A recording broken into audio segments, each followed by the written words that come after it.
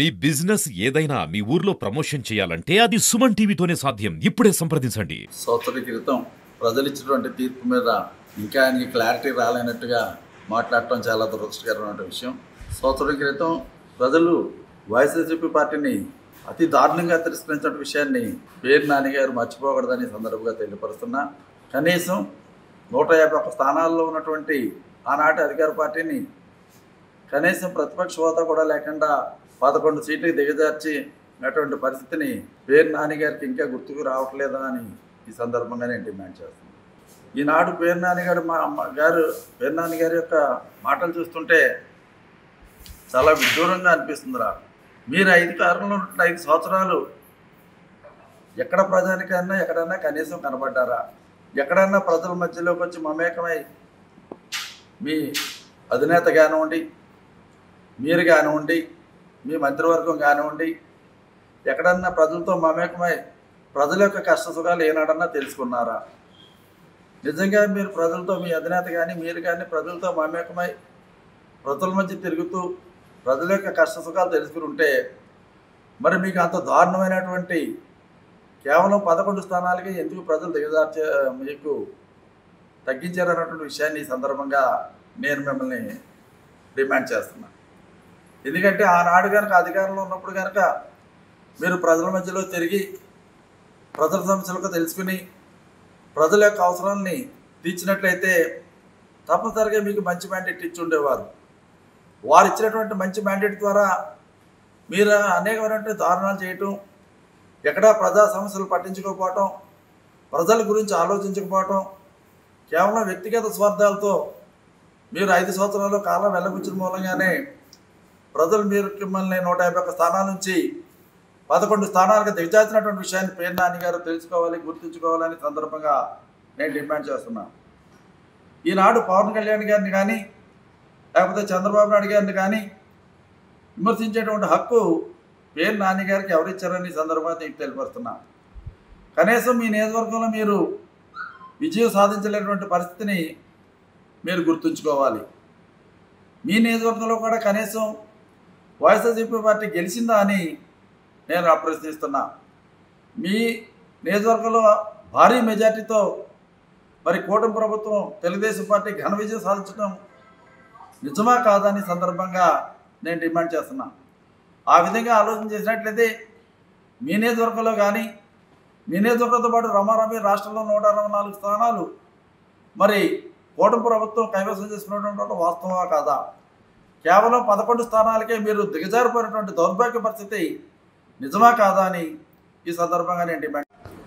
గౌరవ deputy chief minister గారిని, గౌరవ ముఖ్యమంత్రి, అపారమైనటువంటి అనుభవం ఉన్న ముఖ్యమంత్రి గారిని మీరు నోటుకొచ్చినటువంటి మాట్లాడటం ఇది సరైనటువంటి విధానం కాదు.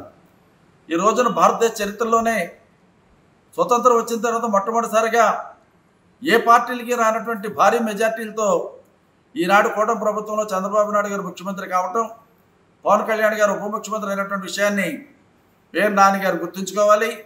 151 స్థానాలు ఉన్నటువంటి మీరు 11 స్థానాలకు దిగజారినటువంటి దౌర్భాగ్య పరిస్థితిని మీరు గుర్తుంచుకోవాలని సందర్భంగా పేరు నాని గారిని నేను డిమాండ్ చేస్తున్నా. మీరు పవన్ కళ్యాణ్ గారిని చిక్కడు దొరకరు అనేటువంటి హక్కు మీకు ఎవరిచ్చారు? నేను ఒకటే అడుగుతున్నా, మీ పరిస్థితి లోపల బయట అన్నటువంటి పరిస్థితిలో మీరు ఉండటం నిజమా కాదా? ఈ రోజున మీరు స్టేలో ఉన్నారా? స్టేలు తెచ్చుకుని బయట ఉన్నారా కాదా అన్నటువంటి విషయాన్ని పేరు నాని గారిని సందర్భంగా నేను డిమాండ్ చేస్తున్నా. మీ యొక్క పరిస్థితి గురించి, మీ యొక్క దౌర్భాగ్య పరిస్థితి గురించి మీరు ఆలోచన చేసుకోండి. మీరు సరైన విధానంలో మార్పు వచ్చే విధంగా, మీ రాజకీయ విధానంలో మార్పు వచ్చే విధంగా మీరు ముందుకు వెళ్తే మంచిదే. కానీ మీకు నోరు ఉంది కదా అని, నాలుగు ఉంది కదా అని ఇష్టం వచ్చినటువంటి మాట్లాడితే ఇది సరైనటువంటి విధానం కాదని ఈ సందర్భంగా తెలియపడుతున్నా.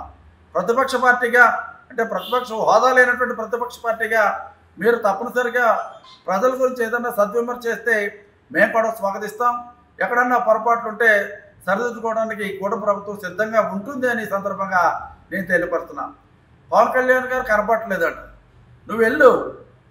స్వతంత్రం వచ్చిన తర్వాత ఏ రాజకీయ నాయకుడు కూడా, ఏ మంత్రి కానీ, ఏ ముఖ్యమంత్రి కానీ ఎవరు కూడా ఏనాడు కూడా వెళ్ళనటువంటి మారుమూల ప్రాంతాలు సైతం పవన్ కళ్యాణ్ గారు పర్యటన చేయటం, మరి ఎక్కడైతే ఎస్సీ ఎస్టీ ట్రైబల్ ఏరియాస్ ఉన్నాయో ఆ ట్రైబల్ ఏరియాస్లో ఏనాడు కూడా గతంలో ఉన్నటువంటి ఏ ముఖ్యమంత్రి కానీ ఏ మంత్రులు కానీ ఎవరు కూడా తిన్నటువంటి ప్రదేశాల్లో పవన్ కళ్యాణ్ గారు తిరిగి ఈనాడు అక్కడ ఉన్నటువంటి ఈ సామాన్య ప్రజానికానికి రోడ్ల సౌకర్యం కానీ, మంచినీటి సౌకర్యం కానీ, ఎలక్ట్రిఫికేషన్ కానీ, గృహ నిర్మాణం కానీ, విద్యుత్ సౌకర్యాలు కానీ ఇవన్నీ చేస్తున్నటువంటి ఆ ఇంటీరియర్ ప్రాంతాలకు వెళ్ళి పవన్ కళ్యాణ్ గారు స్వయంగా సందర్శించి స్వయంగా వారి మధ్యలో అక్కడే ఉండి వారి యొక్క అభివృద్ధి సంక్షేమ కార్యక్రమాలు మరి చేసినటువంటి విషయం మరి ఈనాడు పేర్ని నాని గారికి కళ్ళ కనపట్లేదా, పేర్ని నాని గారి కళ్ళు లేవా, చెవులు లేవా అని సందర్భంగా నేను డిమాండ్ చేస్తున్నా.